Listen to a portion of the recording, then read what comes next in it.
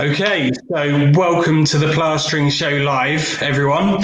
I'm Chris Frediani's producer from his Fixed Radio show on Fridays from 1 p.m. and we're proud to bring you the Plastering Show Live with Chris Frediani in partnership with British Gypsum. So I'm going to pass it over to Chris now, and Chris will take it from there. So if you would begin, that'd be great. Thank you, Mark. Thank you very much. Welcome to the Plastering Show Live. I'm Chris Frediani.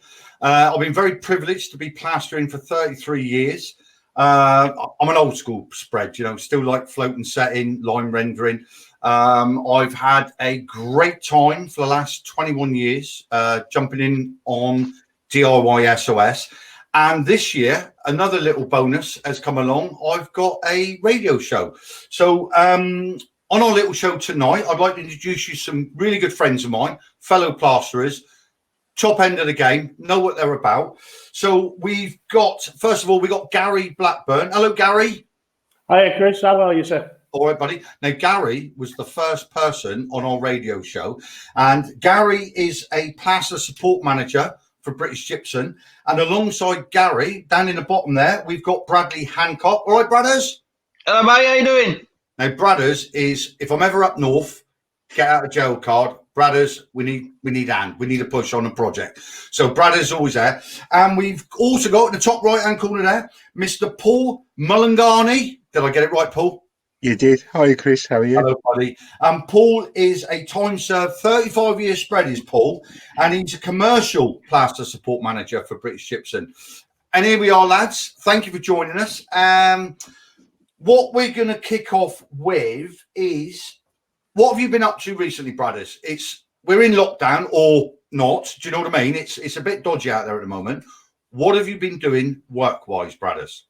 Work-wise, when the weather's been good, I've been doing quite a lot of machine rendering. Someone I work with, Paul, got a machine probably 8 months ago, and we've been using that ever since. Is that Paul that's been on the show?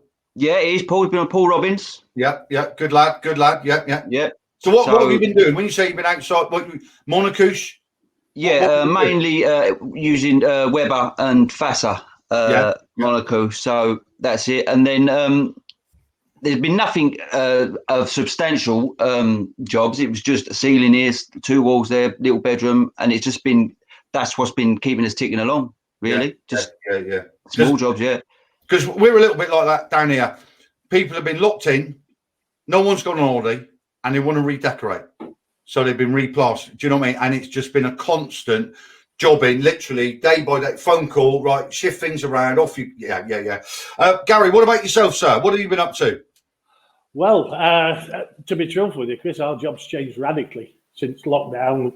We're out and about all over the country. I mean, I covered from sort of Leicester up into Scotland. I joined you. Yeah, exactly. Yeah, I mean, we went all over the place. Since lockdown, the majority of our work has been doing things like this, talking to people online and giving help, advice and assistance. And I've got to say, it's far more economical. We can see a lot more people, for a lot less stress and effort. So it has got its advantages. It has got its advantages for us. So you've been predominantly dealing with the domestic plasterers, is that right? Yes. That's really the sector that I work in more than anything. The RMR sector. Yeah. And then same question to Paul. You're more big commercial products, aren't you? So tell us a little bit what you've been up to, Paul, please. Yeah, similar to Gary, it's changed dramatically. So virtual technology means we can be with the customers as and when they need us, so on the same day. We've got a couple of big projects that we have been out to, Camden Town Hall in London and Buckingham View, which is opposite Buckingham Palace. Incredible projects, float and set on Camden Town Hall. And the rare occasions we get out, they're on these. And they're stunning, but the ability to be anywhere in the country when anyone needs us is the biggest turnaround. Yeah, I can see that. It's almost like a text. Can I zoom you in 5 minutes? You can get the VAT and you can have a direct link to the customer. No, it's brilliant. Yeah. So this weather, I mean, I'm old fact, right? I don't like this time of the year. You start when you go to work, and it's dark when you know. If I had my way, I'd be winding down now for Christmas. I mean, it's the 1st of December. Yeah. Oh, I always say to the kids, it's Christmas when Noddy says it is. Yeah. I heard it today. So how can you see this year ending work wise? Because it's going at 100 mile an hour, isn't it? Yeah. And how can you see it kicking off next year and projects on the go for you guys? I'll put that one to you, Paul. Next year, it's going to be a busy year. Yeah, I mean, commercial wise, we've got in the Midlands, you've got the Commonwealth Games. It's huge. Yeah. That's going for another 2 years. You've got London is just incredible at the moment. I mean, if you're plastering London, you're not going to be out of work. All our projects are on up and running. The COVID period basically stalled a little bit, so normally the projects end of November, December, and then they have a bit of a lull. Yeah. But the projects have actually changed now, so they're working all the way through, and some are working through Christmas period, which is quite just common. To keep up the demand of it, Yeah, and the schedule of works, it has to be that way. So some of my sites break up Christmas Eve, they have Christmas Day off, back in Boxing Day. They'll work all the way through New Year's Eve, New Year's Day off, and then back in. So really 4 days off. Really? And but a lot of plasterers like that anyway, that they're so used to working. So you seize up if you stop, don't you? I remember when I was a young boy, I'm not just saying it, I loved it 7 days a week, 10, 12 hours a day. And if you ever get told you've got to have a week off for a holiday, you do start seizing up, don't you? Do you know what I mean, Gary? Because you was the same as me. You was old school, weren't you? Do you know what I mean? And you were jobbing around. And if I remember rightly, you went into teaching. Yes, yeah. I mean, I didn't go into teaching till I was 40s. Yeah, I was 40 when I got into teaching. And I mean, until then, all over 7 days a week, nights. Yeah, that's what you done. That's what you're doing, isn't it? Oh, it takes its toll. Funny enough, we was all talking the other day, weren't we? And Bradders sat there in the bottom corner was saying, I got to do a kitchen. And I said, well, you got 2 hours. What did you do, Bradders? I went and done it. It was my own kitchen. But... that's what I'm saying. Oh, no. That's what you do. All this, I don't understand, right? People finishing work, 4:30. I say to them, what are you going to do when you get home? 4:30. You're not going to go to bed, are you? So you go, you have a shower. I said, but if you worked an extra 2 hours, say, or an hour and a half till 6, that's nearly a day a week, yeah? Mm-hmm. If you work a Saturday and your day a week, you've almost gained a week a month. How clever is that? Because time will never stop, will it? Yeah. We've been talking now for 5 minutes. Do you see what I mean? And that's the bit where I was. That's what entrapped me. I always think to myself, 4:30, I can get another one on. And we was talking to a guy last week on the radio, and he said he's found running. And I get it. I'm making Paul. How do you ache and creak getting in and out the van? I mean, it's tough on the body, isn't it? I'll go for a run, and I think it's the way you were taught. If you're taught to rest between sets, so when you put on your first coat, have a sit down for a bit, have a break, rest your body. You got it. You've got to, and the commercial sites, a lot of them do that. They're there till 6 o'clock at night. They do that because they realise that exactly what you said. They're gaining an extra week a month, and it's a big chunk of change when that comes in your wage packet. Yeah. Honestly, I got a few lads working for me, and they were going, "Yeah, we're off now." So what are you going to do? Do you know? Anyway, that's me. Yeah. Right. I want to ask you, Gary, can you remember when you started plastering? Right, the first year. So it's all new. And you know what I mean? Your emotions are up and down because first and foremost, you left school, you had to get a job, didn't you? Yeah. Do you know what I mean? So roughly, if you can remember, because I don't mean that really, I mean as a mate. The first year of somebody told. At what point did it get you? Do you know what I'm trying to ask? Yes. I think what you're trying to ask is what point did I really get plastering? Or what? I think a better way of saying it is, what point did plastering really get me? Yeah. Because I think it is something that once it gets you, it's in your bones. It's in your bones. Yeah. I don't. If I'm truthful, I don't really think it got me for about 6 or 7 years, because I never classed myself as a plasterer. Right. For about, I always say I think it was about 7 or 8 years before I thought of myself as a plasterer. That's honest. Yeah. Yeah. You know, because it was hard work. Yeah. You know, I mean, even to this day, I'm learning.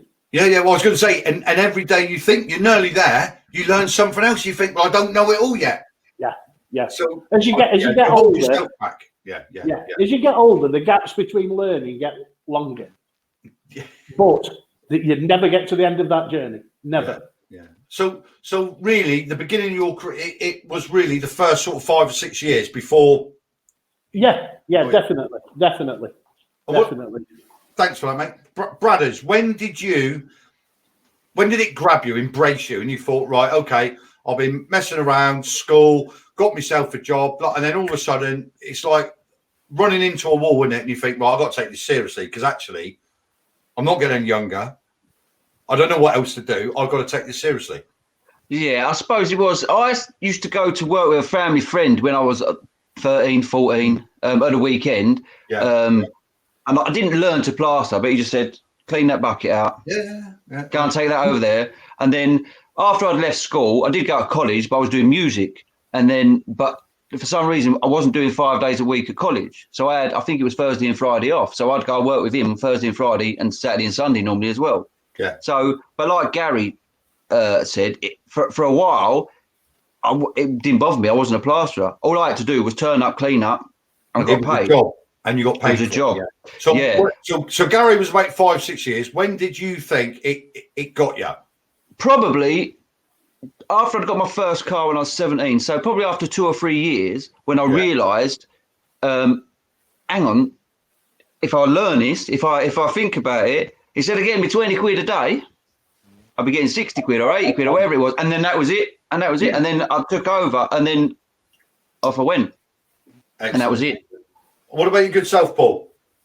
The same. I mean, you know, I was taught by an old crew called the Deacons, and you were never a plasterer. You were an improver. So, you know, you never got to call yourself that until it was 7 years down the line. I think I'm very similar to Brad. You know, it was a Vauxhall Nova for us. We suddenly realised it sounds really silly, but it was. I remember it. Yeah, it was the opportunity that we had, that me and Sean, who I worked with, to go and buy a car. We suddenly realised that, you know, we could go out and earn money. You know, we were taught hard by these people. When we was taught hard, and you know, that idea of being a plasterer, it's something to aspire to. But it was when we got that car, all of a sudden we sat in it, and it was bright yellow and a bag of rubbish. But it was something we bought. It was yours. It was awful, but we actually, you know, it's something we'd achieved. I was similar to you boys. I was very lucky. My eldest brother's best mate was a plasterer, and what used to happen, there was the guy at the top, Tommy Walsh, Irish fella, and then he had Rob working for him. And after about 9 months, Rob was on the tools and he needed labour, so he took Gary on. And after 9 months, then he took Nigel on. And I bumped into Gary one day, could you give me a hand? But I held myself back. So they were saying to me after about 6, 9 months, you should be laying on. I said, no. Do you know why? Because I said, I want to know everything about labouring. How can I teach someone to do what I don't know yet? So I for 18 months, I used to knock up and run around. Not running. I used to trot everywhere. If you said go and get some beef, I wouldn't run, but I would just, off I'd go. 18 months before I picked all control up, because I wanted to be the best labourer before I started plastering. So what I'm getting out of all of us is it's a lengthy you're not going to wake up one day and go, do you know what, I'm going to be a plasterer today, are you? No. I don't think there's anyone who's ever said that. No, there's a lot of people that think it, brothers. There's a lot of I've had people, can you come and give me, can I come and work for you, Dave? You can teach me plastering. What? How's that going to happen? Do you see what I'm saying? Gary, every day, 33 years I've been plastering, there's things now I look at and I think, am I going to get over that one, Freddie? But you do, don't you? Yeah. Paul, yeah. You know what I mean? Yeah. That's every day's a school day. Yeah. So, no, I love that. So, that was going back. So, going back in the future, what have you got coming up, brothers? Your kitchen. Talk us through your kitchen. Come on, because we've heard it. I will, because my wife's not in the room. My kitchen is, I'd say, 45% done. I'm going to give myself 45. Tiled the floor today, but it was a total rip out. It's an old house. Every room's been done. So now that's the last one to be took back to brick, everything. So, but coming up in the future, there's quite a few rendering jobs, but pushing them for. It's going to be the weather, isn't it? Are you finding absolutely commercials, or is it the weather now, and it's going to slow things down externally? Externally, yeah. I mean, it'll slow stuff down, but internally, it's just non-stop. I mean, no, it's just non-stop. I mean, I was working nights last week in London with them, and it's literally 24 hours now on them. So night and day shifts. So yeah, they're working hard, and it was a good night. It was a good night working through the night with them. So yeah, they're really putting the effort. I'm reminiscing here, right, Gary? In your vast career of plastering, is there a job, whether it was 2 years into trade, 10 years, that stands out, memorable, that you're very proud to be involved with in your career of plastering? Yeah, I did. When I started out, I worked for the local authority, and we did a lot of old buildings, a lot of halls, schools that had been converted to halls. Sorry, all the way around, halls that have been converted. I'm agreeing with you. We're in trouble. and literally, I mean, the work that we did on those, you know, I mean, it was everything had to come out, and they weren't listed, but it had to go back in, and I had to make the cornice and everything like that, you know. And I did 2 or 3. I did one at a school in Dronfield, Henry Fanshawe, and I did one at Highfield Hall. You know, and I mean, we did all the centerpieces on the ceiling, and literally we stripped them all down. We made all new. Oh, sorry, I'll rephrase that. I made all new, and you know, fitted everything. And you know, it's like it's that same old saying, Chris, isn't it? Yeah, I did that. Mate. That's what it's all about. What about you, brothers? Anything that sticks out and you take to the grave? Not that you're going anywhere. Where I'm originally from, barns are made of wood. Up north, where I live now, they're all made of stone. But we used to work for a builder, and he would buy an old barn, and in the end, we ended up starting on it, ripping it out, because we were doing the plastering in 6-7 weeks' time, and then carry on until we'd learn other things, how to do tiling and that. And we the biggest barn we've done, it had to have 2 boilers, and it's the oldest standing Essex barn and it's in Great Dunmow. And it was about, I don't know, 16, 15, something like that. But that was massive. And I saw it for sale years after for about £4 or £5 million. But every single bit of wood was kept. And it was only the sole place that ever showed. It was massive. And the whole, not the living room, but the main part of the house that no one would ever sit in was full height, 3-story gallery. All the wood had been sandblasted, and then beeswax all over the oak, and it's brilliant. That's probably one I remember. Yeah. What about yourself, Paul? Anything that stands out, memorable wise? Yeah, I think for us, commercial wise, it's always trying to win an FIS Gold Award. So I mean, that's the highlight of our thing, you know. And we did a swimming bass in Birmingham. We had to do 100-meter swimming bass and with the columns, and they were 15 meters high. They gave us 2 mil tolerance. So it was, sand and cement, excellent, sand and cement. And we had a clerk of works on there who was a nightmare. And we actually did it, and we won an FIS Gold Award just for the swimming pool area. And really? And for us, it was, you know, there was 6 of us in that pool area, and they, you know, everyone worked incredibly in there. And just to see at the end, it was something that we stood back and, the lads that done it were just, not just me, it was 5 of us. It was just astonishing to see. And to win the gold award was, something else. Yeah. Very rarely do you win them. So proud of that one. That's right. Yeah, plastering, 33 years. I've done some jobs before the TV. Me and Tommy, little old Tommy, Exeter, picked me up. We went off to Kensington Gardens, right? Number 9. It's now the Japanese embassy, and we rendered the inside of the parapet wall, right? Kensington Gardens, sand, cement, and lime. And we also, they couldn't, all the spreads, but there's London, all these plasterers running around. And me and Tommy, we rendered the curved wine cellar in the basement. And I'll never forget it. I was about 21, and Tommy's going to me, I'll run the screeds up, you just infill. But you can't rule off, you got to run round. You got to run round plumb. And it's funny, isn't it, how it sticks. And he also got a job, and I'm not making this up, it was in Guernsey, and it was the first self-propelled, self-pour chimney. So they had shuttering on the inside, and as the steel fixers done the steel, you had like a shutter on the outside, shutter on the inside, and the concrete come up in a lift in the middle, and they pulled it, and it slid an inch an hour, and by the time, and it was a meter shutter around, by the time it got halfway, it was cool enough to steel fix concrete, and it started off in the ground, and it went up 110 meters. And we were on the outside on chains and 2 planks wide, walking around, sponge finishing. Yeah. You know what I mean? It's funny, isn't it? And so we've all done jobs that stick in your mind, isn't it? Didn't you do a cathedral? You showed me some pictures. So this is Tommy again, right? So he phones me up. He says, now I work with Tommy from 17 and I'm 50. So I've always heard about Galway, where he comes from. So he says to me about 8 years ago, about 8 years ago, he says, I got a little job to do at home. Do you want to come over for a couple of weeks? I said, I'd love to. I've heard about where you come from, blah, blah, blah.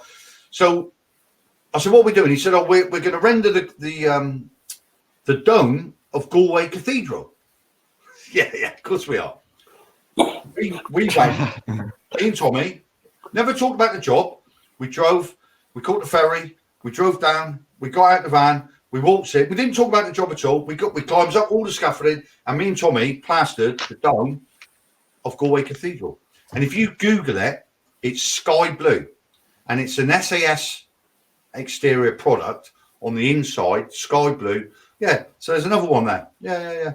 But it's it's I thought it was sky blue because it was like the man with many coats. In other words, it was just a ceiling that said out in the sky. But can you imagine someone say, right, Paul, got a little job. Do you want to go sand? Yeah, what are we going to do? We're going to go and render, or we're going to go and thin coat render the dome of Galway Cathedral. And you go, yeah, of course we are. Yeah. And we've done it. And we've done it. So there we have it. So there we go. That's jobs past and present. What's your proudest moment? So, right, I'll jump in first, right? So for me, every time I get invited to do a DIY SOS is the proudest moment, because what they do, not what we do, what the volunteers and the suppliers do for the people that need their help. You've been there, and you've been there. I always come away feeling 10 foot tall. Do you know what I mean? So I think my proudest moment is every DIY SOS I've ever done. Yeah. So Bradley, your proudest moment in curing plastering? That's what I was going to say, DIY SOS actually. Yeah, I spoke about it to Claire earlier. You tell the guys and girls out there, what's it like to rock up and be involved with a DIY SOS project? Because you've done it. Yeah. Elaborate. The first time I ever went was I didn't apply. It was when you was doing Veteran Street, and you needed thousands of plasterers. And I live 15 miles away from it. And my phone rang, and it was one of your researchers, and said, "We really need plasterers. Can you come over and help?" Yeah. And I remember saying to the lady whose house I was in, "Do you mind if I don't come tomorrow?" She went, "No, go on." So then I came over and I remember pulling up and getting out of my van and looking around and thinking, oh my God. And that's it. And I'm feeling, and then there's all these people running around and I'm thinking, I don't know who to talk to.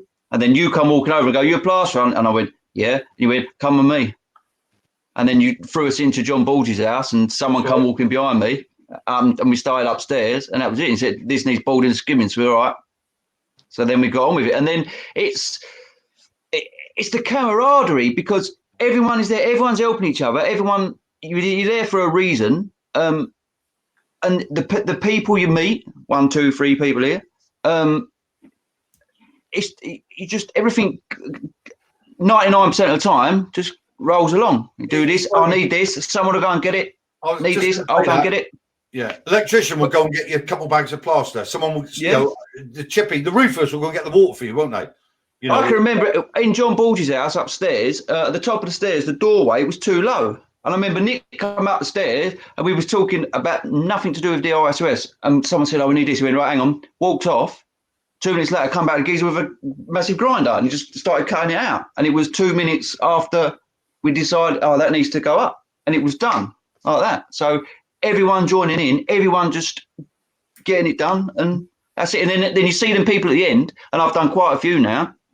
And then you just, I don't know, you feel good about yourself. You go, oh, you're exhausted, aren't you? You put everything, you're pumped up, everything, you're tired.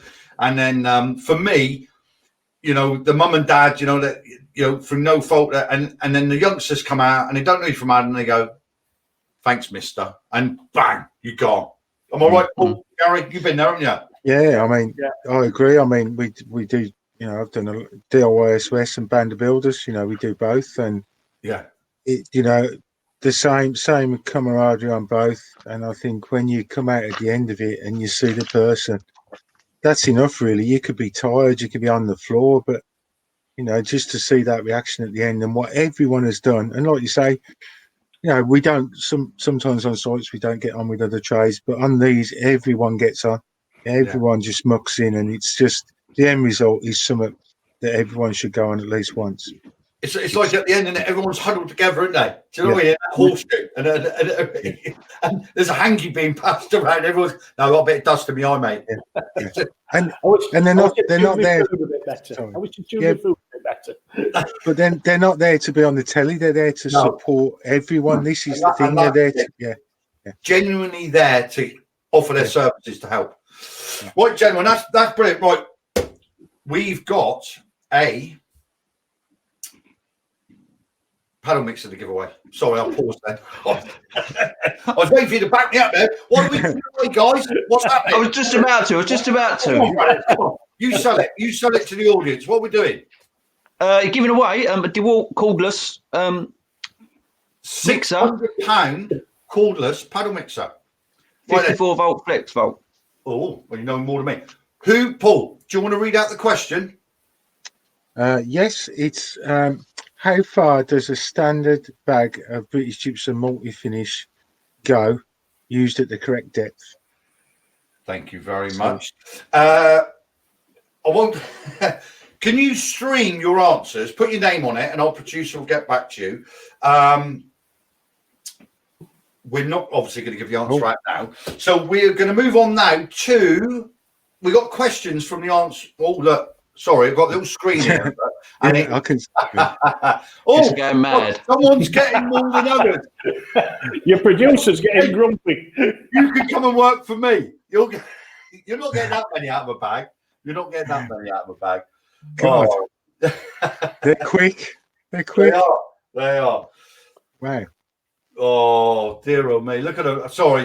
We're diversing it. So we are going to now talk about tools, plaster, products and techniques. So over the years, what tool have you got you still use, and what tool is now out that is a must you got to have? Do you see what I'm saying? So let's talk about an old tool first. I mean, I've got old favourite trowels, seriously, 9-inch Marshalltown, almost to a point, and I still, when I'm skimming, use all your flexies, your plastic. I still got a cross trowel it with this 9-inch trowel. It doesn't feel, and I'm not shining it. Do you know what I'm doing, Paul? Right? I'm almough cutting the surface back again. Does that make sense? Yeah. I mean, so mine is a little wooden handle, 9-inch Marshalltown. Yeah. What about yourself? Yeah, similar. I mean, I've got a Tyzac, I've got a Tyzac Centini that I keep, and I've got an old Marshalltown that's really old, and it's the same. You know, it's somewhat. It gets you out of trouble. It fits your hand, and I'll always go to that. I mean, it looks like rubbish, but it's my trowel. New tools, speed skim all the way. You know, it's a great tool to have. It's a skimming derby, and it does work. You know, and I think the more people that you try them with, us older lot are very difficult to convince with new tools, but the speed skim I do like for flattening down. Well, you know what about Tommy? Yeah. 48 years plastering. I bought him one, and he was almost trying to lay on with it. He was going, I want this out in my day. And he's throwing it, and now he's just using it, and he's pushing it around with it. And he's going, this is just taking all the pain. Because Tommy in the mornings, wrists, elbows, back brace, knees, you know what I mean? Like going into battle, watching Tommy get ready for work. Yeah. So yeah, I'm with you on the old speed skims. Yeah. What about yourself, Gary? What tools stick out there for you, and what have you got in the bottom of your bag? I've got in the bottom of my bag an old small tool and a joint rule. That I've got 2 joint rules actually. Can I have one? I've just bought one. I've just bought one actually, and one with Joseph Tyzac on the blade itself. Yeah. But the 2 old ones, the big one, I think the big one's about 10 inches long. The guy that I did my started my apprenticeship with, he gave me that on the day he left. And the small tool, I bought that. That was a Tyzac small tool as well. I bought that while I was an apprentice. And I've still got them both. And I still use them. That's all good. The time. Yeah. You know, it's. I don't know if it's because you're comfortable with them, or it's just because you get used to using them. Yeah. It was like Paul said, it fits in the hand. Do you know what I mean? It's like a glove, isn't it? Yeah, without a doubt. I mean, as for new tools, I can't get away from spats. I mean, I personally, there's loads of different spats. Which is the best one? Whichever you like.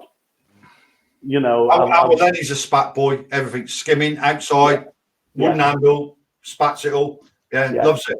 You know, I mean, it makes life so much easier. It's like cheating, and you know, I can't get away from that word cheating.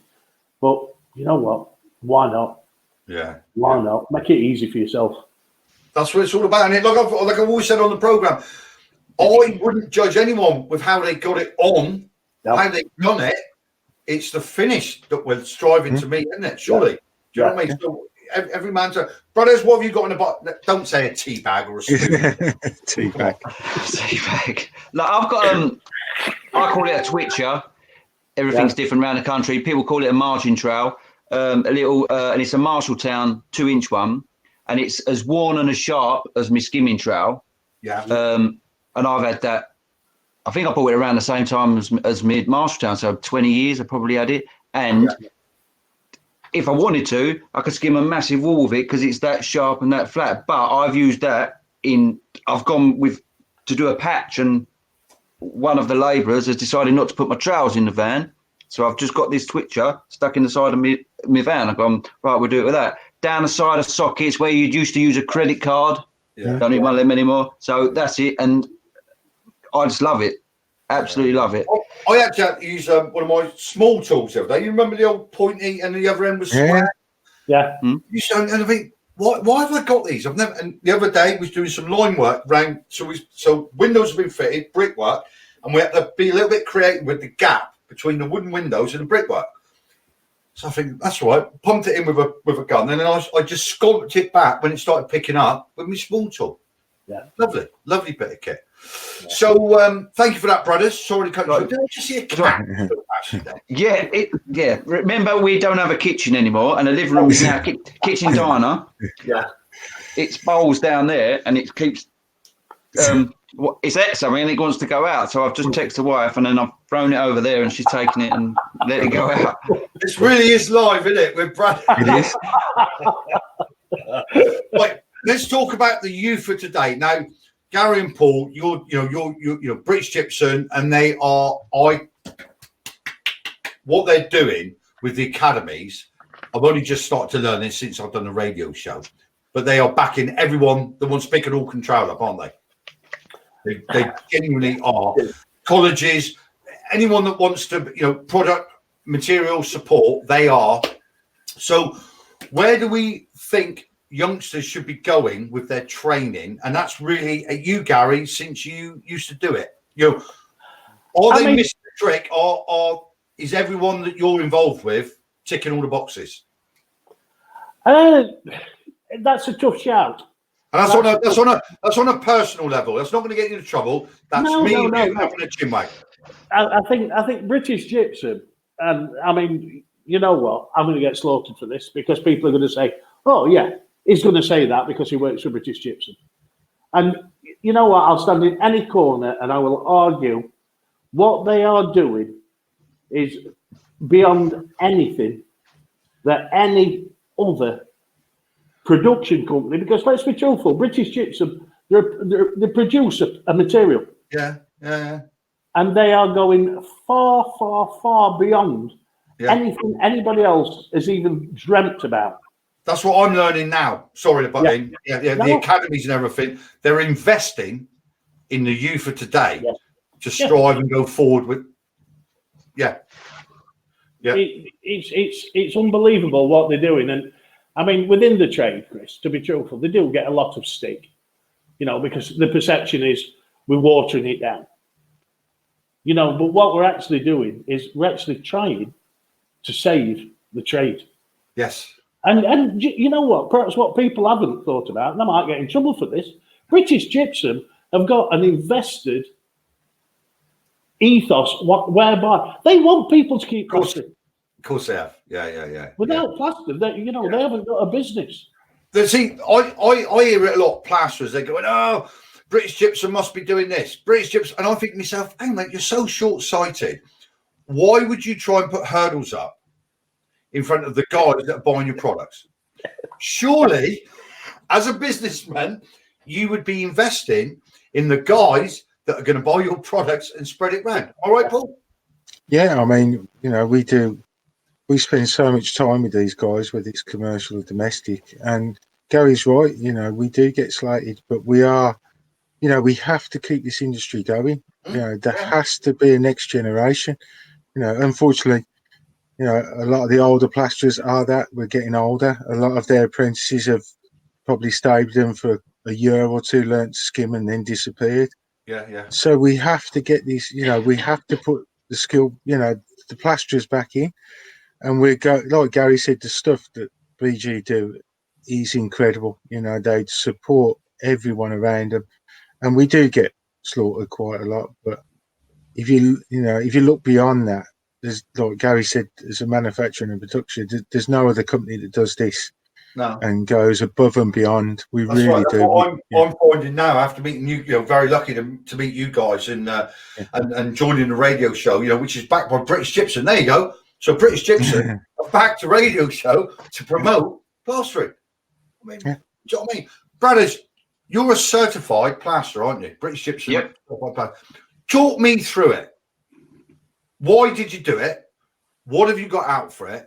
And how are you voicing the benefits of it? When I saw it on the back of a bag of multi when it was advertised, said, "Do you want to join?" And it was around the same time I decided to get your CSCS card and to get like a gold one, you need to have a qualification in the plastering or whatever you're doing. And I've got nothing. I've just got experience. So I was going to do. Yeah. So I was going to.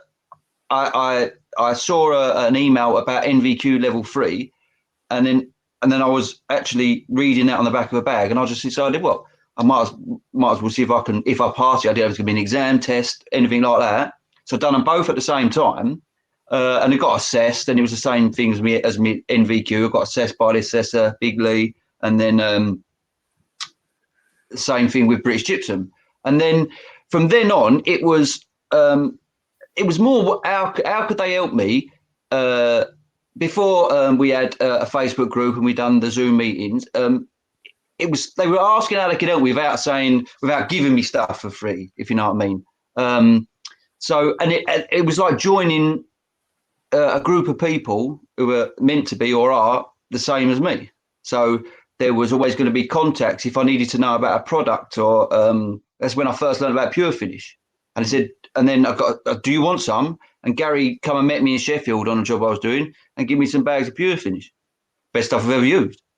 But I wouldn't have known about it. I'd never heard of it until I joined the scheme. Same as the other stuff that's out. The Dura, I wouldn't have known about that until I joined the scheme. So the moral of the story is you can teach an old dog new tricks. Or you can teach a slightly younger dog new tricks. I'm only 43. Right, guys, I got one. This is totally off the wall here. That if you could give a tip to a youngster, excuse me, that's doing everything right with college, doing all the right things on site, what tip would you give them to strengthen their plastering needs? So their skills. So I'll give you an example. For me, I would say to anyone, if you can render, 2-coat render, rule off, float and sponge, and when the sun comes around the corner, right, now you can plaster. So I don't think you can do that. You can't replicate a gable end south-facing in a classroom, can you? So I would say to someone that's going to college and employed, if you've got the opportunity to do a private job for a builder, try your hand at rendering. If you can get rendering absolutely spot on, you got half a chance of getting there. Now that's me living down here because we do a lot of rendering still. So what would your advice be to a up and coming apprentice, someone at college? What would you define will make you a good plasterer if you can do this? I would say, oh, sorry. For me, I agree with you that something like that works. But for me, it's listen to your plasterer. Absorb everything you can. These people, they're there to teach you. They've got so much knowledge in their head, and sometimes when you're younger, you don't really think that. You just think that, they can teach you all this. They can teach you stuff that you can't learn in a college because they've got all the tips and tricks. So I agree with the rendering, but also if you're like a sponge, get all their knowledge, ask them questions, ask them why they do that, ask them why they do it differently to someone else. The plasterers will always find their own way, but if you have that base knowledge and that in your head, it will carry you all the way through. And as all of us know on here, no one's perfect and you're always learning. But I think that is the whole point. You're always learning. So, for me, it's not just about a one thing. It's about, listen to everyone around you and knowledge is power, isn't it? Yeah, it does. And the man who knows it all, we all know. Gary, what do you reckon? What would you pass on? I would say you've got two of those. You've got one of those. And ask the question. There is no daft question. There is no stupid question. No. None whatsoever. Look at what every single person does and pick out, try them. For you, what works for you. And pick out what works for you, what works best for you. Yeah. But ask the question. Why are you doing that? Yeah, that's right. Yeah. I can remember being dropped off on site, 20 ton of sand, pile of cement. Gary said, stick a mix in, 4 and 1. And do you know what I said? I don't mind admitting it. 4 and 1 of what? I didn't know what red was. I was on a poster the day before. So don't be afraid of asking what someone wants you to do. Because do you know what? It was 22 when I realised that Cassius Clay was Muhammad Ali. Because he changed his name before I was. Do you see what I'm saying? So unless you ask someone, how are you going to know? Exactly. Alice, what would you pass on? Just try and learn as many different things as you can. Not just be a skimmer, because that's the easiest thing to do. No. Learn, be able to flow. And if you can't do it, get someone to show you. Learn to flow. I had never done any colour render till 4 or 5 years ago, till Paul, who's listening on here, he taught me how to do it. Just don't be one angle. Make sure you can float, you can set, you can render. Yeah, multi-skilled. And because you might turn up to a job and a big patch has fallen off and you can't put a border, and you're going to have to bond it out or float. And if you don't know how to do it, just try and learn as much as you can, and try as many feathers in your bow before, and then just go forward from there. I'm going to stop you there because we have a winner. Oh, and the winner of the DeWalt paddle mixer is Mr. Lee Palmer. Hey! Oh, congratulations, Lee. Nice one, Lee. Well, that wasn't anything to do with you, brothers. No, it couldn't be. It couldn't be. Right. No. Well, Lee's the winner of that one. Now, we've got 3 more chances to win here on the show. Who's giving us the trowels, Paul? Rollins. Thank you. So Rollins have donated the trowels. 3 miles from town, Permaflex trowels. They're worth £70 each. And we've got a question. Now, brothers, do you want to read the next question out? I will if I could find it, because my phone's just Gary, died. would you like to read the question that you heard earlier on and brothers forgot? About Would you believe if I said, I thought you were asking him, Chris? I'll tell you what. I'll tell you what. That was very. I'm glad you're there watching my back. Right, the question is for the 3 Permaflex trowels. Right, ready? What is the weight of a bag of multi-finish in kilograms, please? All right. So, what is the weight of a bag of multi-finish? Okay. Yeah. I'd never do a robbery with you lot. You've in my back. If we can't remember, we can't incriminate. Hey, God, dear oh me, dear oh me. Right now, so plastering. We've all been doing it a day or 2 now. How has plastering affected people's physical health throughout the years? So, me, elbow and shoulder, back. I don't know. I think it's just gone anyway. Gary. Plastering, what's it done to you? Knees, Yeah. elbow, shoulder, wrist. I think back, like you say, I think back you can get that with anything anyway. Yeah. And really that's about it. Apart from that, I'm fine. Apart from your ankles, you're good. You're good to go. Paul, are you still pretty nimble? Is a few aches and pains going on there? Yeah, you always get the odd twinge, but again, yeah, I'm not too bad. But the old elbow hurts sometimes. But it's all about resting. Take your time. Don't try and rush stuff. And that's how I was taught. Was once you've done the one stage, sit down, have a rest, just relax.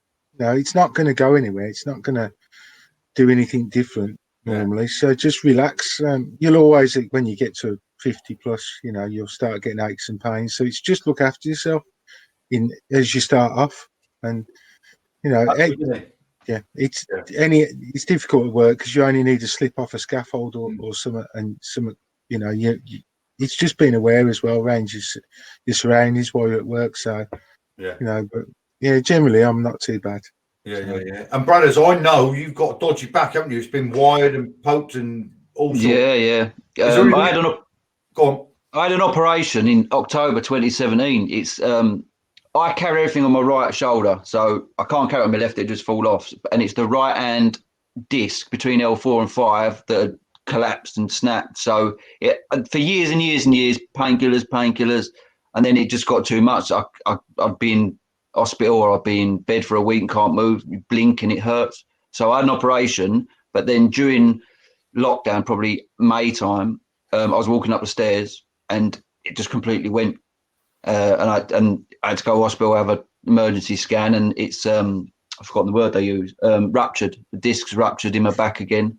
Yeah. So I was meant to have the operation either December or January, And the last time I spoke to him was probably October, but now I don't know what's going on. So I'm on the list, but it's probably going to be January, February. But you'd think nothing was wrong at the moment because it's not flared up. But if it flares up, yeah, good night. Right, absolutely. And it's all from, I would say, carrying stuff, because I would carry a hod as well on my right hand shoulder, so full of muck, up and down ladder all day, sand, cement, and it's got to be, because I haven't done anything else. What advice would you give youngsters then? Getting into the game now, right? Because what you won't remember, Brothers, but Gary and Paul will. When we started off, everything was 50 kgs, wasn't it, Paul? Do you remember? Mm-hmm. Yeah, I do remember. I couldn't pick them up. So when I was sent off to get 2 bags of cement, it was 100 kilos. I come back, my neck's going, and I'm shaking. I'm going, I don't think I can do this job. I can't carry 100. They go, what am I? Put them in a wheelbarrow. So my advice would be to anyone, get a wheelbarrow. Put anything that wants carried in a wheelbarrow. But what advice would you give? I think again, there's so many lifting aids and, even board lifters and stuff nowadays. So use the technology that's there, use the new stuff. A lot of sites have, the electronic movement, the wheelbarrows, the powered ones. Use them if you're on site. If not, like you said, if you're doing a domestic, good wheelbarrow, something that takes the load off you. Anything that makes it easier for you. Use your head, not your back. Yeah, think smarter. Back, haven't you? You can buy umpteen wheelbarrows if you have a puncher, but once it only takes, doesn't it, tripping over a pebble, a stone on site with 25 kilos on you. It's gone, isn't it? And like Brothers is suffering now, you'll never get it back, will you? Your full strength. You will never. We've all seen them, bag under each arm, bag on top of the shoulders. It's big and clever. That is where the damage starts. That is where the damage starts. And people, it's funny. It's big, it's clever. In the long run, it's actually stupid. Yeah, that's right. Carrying, you see him carrying 2 bags. Whoa. Give us one. Don't do it. I said you could fall over a matchbox and that's it. Your career's gone. Don't do it yourself. Well, it's the same in my local builders merchants, and they've been open through lockdown, and they're independent. But they've had quite a few young people join, and you can wind them up and slap them, shout or whatever, and it's a right laugh. But is that legal? It's Yorkshire, isn't it? No, but you get what I mean. It's just compulsory. Go on. But there was a pallet of multi at the other end. And he walked up there, this young kid. I goes, I only want 2. And I was talking to one of the bosses. And he come walking back with 2 of them. And I looked at him, I said, what are you doing? And he said, what do you mean? And he was like, he weren't struggling, but he was carrying 2. And I said, what are you doing? I said, don't carry 2. I said, you ain't going to be working here that long. That's right. And he didn't understand. And I think, really, the answer to my question is to longevity in plastering, is like Paul said, sit down, rest in between gauges. Like Gary said, find a tool that suits you and it's not straining you. Like Brad said, let the paddle mixer do the paddle, not the plunger, isn't it? Yeah. So really, if you can take out the hard work to get it to the point where you're laying on, then surely that's got to be the answer to longevity in plastering, isn't it? Yeah. Eliminate. Plastering's hard enough anyway, isn't it? But to eliminate the hardness before you get to the point of plastering, it's got to be the bonus. Only carry 1 bag. Don't carry 4 buckets of water. If you can't carry them, do 2 half ones. You've got 2 hands, haven't you? Do you know what I mean? It's just a little bit of common sense, isn't it? You imagine, when you go on to a building site and you do the toolbox talk and the health and safety thing to get your pass to go on, one of the things is carrying materials and moving things safely, isn't it? So it's like, how am I going to get from there to there safely? And it's not just safely as in so you don't drop it on someone. It's safely for you, isn't it? You. So it's That's right. And right. So we're talking about safety now. I haven't approached this subject really in my working career, but mental health. There's a lot of guys our age don't talk about it. Right. A very good friend of mine slipped into depression about 3 years ago. I just thought he was getting boring, didn't want to come out. And then he says to me, no, I'm being honest with you. Oh, Gary, honestly, Bradders, I'm being honest with you. And I just thought, everything's a problem. And then I listened to myself, and I thought, why am I questioning everything? So I said, have you got a problem? And he actually turned around and said, yeah, I struggle to come here in the morning. I can't see any reason why I should. Do you see what I mean? So it was good to go to work, see the lads and have a crack, blah, blah, blah. It was the total opposite. So we're both doing the same thing, but I was looking at it at this angle, and he was looking, and I never questioned why he was looking at it this way and I was looking at it that way. How can we improve on noticing our work colleagues are having a bad day? Would you notice it? I would say, in all honesty, it's about the person that is struggling being brave enough to open the mouth. Because you know what? We're all, I daren't say this, this is embarrassing. When you say it, people actually step up to the plate and they try and help you. Yeah. But they don't know, do they? So they don't infringe on your, it's like calling someone, what's the matter with you? You don't want to say that to them, do you? But once someone says, you know what, Paul, I'm really having a bad week. What's that, mate? Now we're in, aren't we? We're having a conversation about it. Yeah. And I didn't realise it until 6 weeks ago. There was a guy that joined us on the show, and he was saying, just listen to someone, and if they sound different, ask them why. Brothers, you having a good day? No, I'm not, because the missus is bending me ear about the kitchen. That's your fault. Sorry, that was my sentence. No, but do you know what I mean? All seriously, to question someone not being tip top, and then it could help longevity with someone's working career, couldn't it? Definitely. I've got someone who works with me, and this is him. But at the moment, he doesn't work with us. And it's called Suicide Rob, right? Because he's always talked about it. But he talks about it as if people having their dinner or talking about football. And he's a brilliant labourer. So as long as he's there and he turns up, I need you to do that, and he's brilliant. And he's been working with me and Paul for a bit, actually. But before last Christmas, he'd not turned up for a couple of weeks. So then I just said, I'm not giving you any more work. And he went to work for someone else. But then he started putting some weird stuff on Facebook. And Claire said to me, because he only lives at the end of the street, and she said, you better go around and see him. I said, why? What's the matter with him? She showed me it. And I went, sorry to butt in there. Sorry? Claire noticed. You didn't. No, but you know what I'm saying, Paul?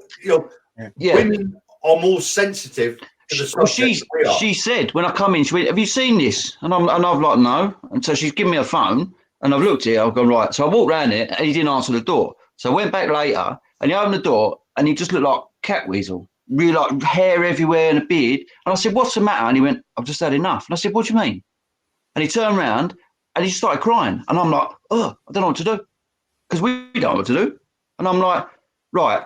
And I put my hand in my pocket, and I had 30 quid. And I said, there's 30 quid. I'll pick you up in the morning, all right? And you're coming to work. You ain't sitting in here being depressed all day. And you went, all right, thank you. And then for what we're on now, it's December. So for last year, he's been fine, brilliant. And then in the last couple of weeks, he just didn't turn up for work. And I'm texting him, saying, what's the matter? Nothing, no reply, nothing.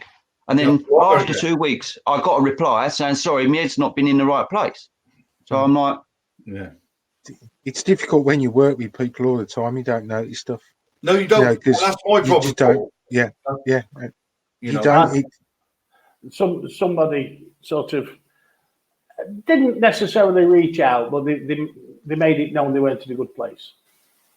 And I phoned him up about 4 or 5 days later. How are you? And do you know what? He couldn't have thanked me enough for just taking those 2 or 3 minutes to have a conversation with him. To take time out to ask someone how you do it. It's a long way. Gentlemen, we could talk for hours. We got some more winners for the Marshalltown Flexi Trials. I'm just going to find it. Neil Cholton, Adam Demi and Philip Moore. They'll get you guys. Look, we've run out of time. Can I just personally thank Fixed Radio, British Gypsum, Paul Mulligani, Al Blackburn, and Mr. Brothers. All right, guys, thank you very much. Cheers, Thank you. Thank you. Thank you. Fred. It's been a pleasure, mate. Take care. Thank you. Thanks, You're Chris.